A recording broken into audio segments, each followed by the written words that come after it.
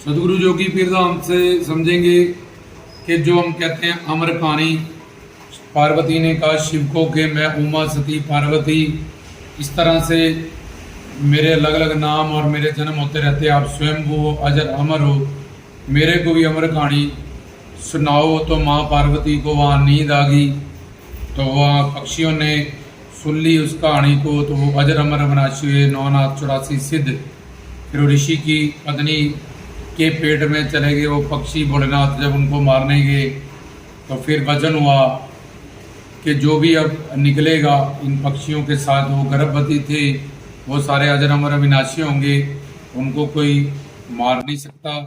तो 9 नाथ 84 सिद्ध वहां से प्रकट हुए। तो ये जो अमर कहानी कहते हैं कि शिव माँ पार्वती बार बार शिव को कहते रहते हैं कि मेरे को भी अमर कहानी सुनाई, ये कौन सी कहानी होती है?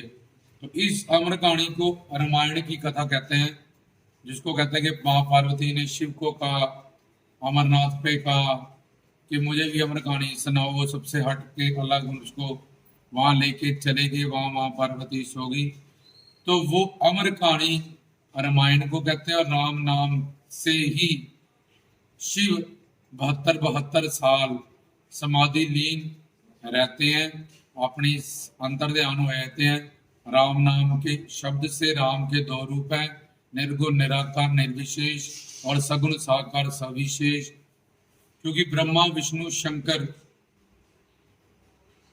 इनके ऊपर इनको सवांश आत्माएं कहते हैं, और राम कृष्ण इनको भगवत रूप कहते हैं भगवान का। और एक जो जो स्वरूप है सचखंड में, इसको ब्रह्म स्वरूप कहते हैं। परमात्मा के 3 स्वरूप होते हैं, एक तो परमात्मा वैकुंठ धाम के महाविष्णु जिनको नारायण कहते हैं, और एक राम कृष्ण ये भगवत रूप होता है, और एक ज्योत स्वरूप ये सचखंड में जो हम कहते हैं विराजमान है ज्योत स्वरूप परमात्मा, उसको ब्रह्म कहते हैं।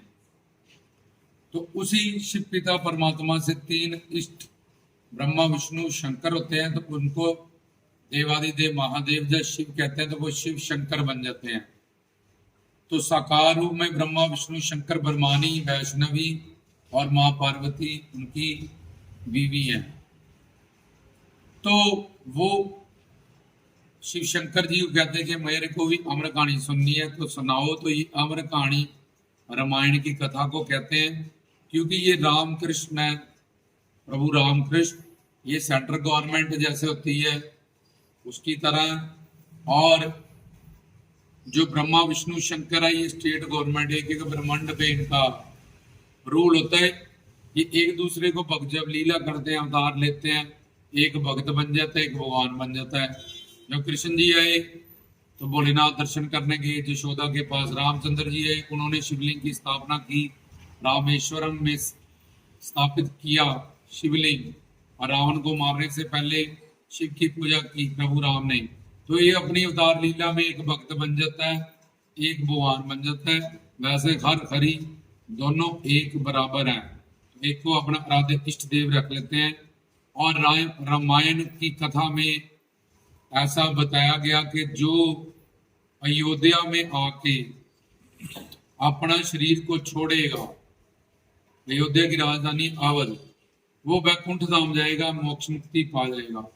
इसका मतलब ये है कि जिसको शरीर छोड़ने की कला आ जाए, और अयोध्या मतलब काम क्रोध लोभ मोह अहंकार, इससे वो रहित हो जाए तन मन धन से सेवा करके, और 10 इंद्रियों का रथ ये शरीर दशरथ, जो ये ज्ञान पालेगा मानव शरीर में अवध, जिसका वध नहीं होता, जन्म मरण से परे जाना।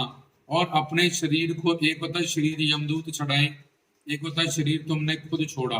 तो जो राम नाम का ज्ञान लेके सदगुरु के पास जाके तन मन धन से सेवा करके शरीर छोड़ने की, ना कि यमदूत छड़ाए, कला सीख लेते हैं, तो वो कहते हैं कि अगर अयोध्या में जाके अपना जहाँ काम क्रोध लोभ अहंकार नहीं, सकार रूप उसको तीर्थ से बयान किया जाता है, उसमें जो आध्यात्मिक ज्ञान हम वो बता रहे हैं, तो वो अजर अमर अविनाशी हो सकता है। तो ये आध्यात्म स्वरूप कहानी है, भगवान के 2 रूप है, साकार और निराकार भी। तो ये शरीर छोड़ने की कला भोलेनाथ जानते हैं, क्योंकि वो योगी नाथ है। हमारे शरीर में जितने भी चक्कर हैं और हमारे शरीर में ईड़ा पिंगला सुखमन नाड़ी है और 84 तरह के प्राण हैं। जोगी नाथों को ये सब कलाएं पता होती हैं कि कैसे अपने शरीर में से रूह को वापस निकालना है, जो सूक्ष्म शरीर को निकालना है और फिर से कैसे उसको शरीर में प्रवेश करना बड़ी आसानी से हो। ऐसी विद्याएं और कलाएं जानते हैं, उनके पास रिद्धियां सिद्धियां निधियां भी होती हैं। और मेन रामायण की कथा को ही कहते हैं अमर कहानी, और शिव राम नाम से ही समाधि लीन होते हैं। 72,000 वर्ष की एक बार समाधि लग जाए तो कई बार युगों युगांतरों की मिनिमम उनकी समाधि 72,000 वर्ष की होती है, जिससे वो समाधि लीन रहते हैं। तो अमर कहानी का मतलब रामायण की कथा, सुप्रीम पावर की कथा, और उसमें कैसे शरीर छोड़ने की कला को अपने गुरु के पास जाके मतलब सीखना है। इससे पहले यमदूत काल माया हमारा शरीर छड़ाए, हम खुद ही तैयार रहे, क्योंकि ये शरीर नश्वर है, पैदा होता है, मरेगा। आत्मा अजर अमर अविनाशी है, प्रभु राम कृष्ण कह लो शिव का अंश है। इसलिए आत्मा परमात्मा से कैसे इसका मिलन होगा। राम अयोध्यापति श्री रामचंद्र के रूप में साकार है और सर्वव्यापक होके उनका निरंकार रूप भी ओम जय शिव ओमकार है। उस भगवान का एक साकार रूप है, एक निराकार स्वरूप है। तो मेन बात थी कि अमर कहानी कौन सी होती है, जिसको हम कहते हैं मृत्यु से परे ले जाने वाली। इसमें जो आध्यात्मिक ज्ञान है वो गुरु पूर्ण हमें समझा सकते हैं।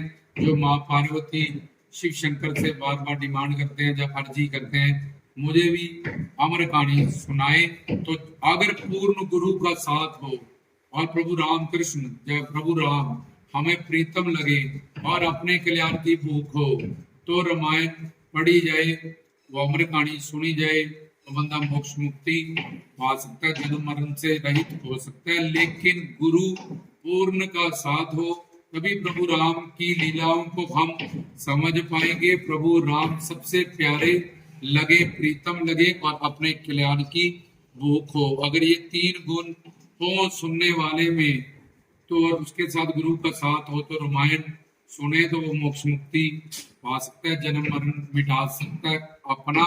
नहीं तो रामायण की विचित्र लीला प्रभु राम की देखे कि वो लीला करने हैं मानव चोले में, और ज्यादा उल्टा उसका दिमाग खराब हो जाएगा कि प्रभु सीता का त्याग क्यों कर रहे हैं। उनको नहीं पता सीता कहाँ पे है, क्योंकि वो नर अवतार लेके आया। रावण ने ये वरदान लिया हुआ है कि कोई भी देवता मेरे को ना मार सके, कोई अवतार मेरे को ना मार सके। और उसने कहा सिर्फ मानव मुझे और वानर मुझे मारते। सोच रहा था कि मेरे सामने वानर और मानव की क्या शक्ति है। तो इसलिए नर योनि में प्रभु राम ने, परमात्मा ने एक लड़के की तरह सिंपल अवतार लिया, मर्यादा की स्थापना की।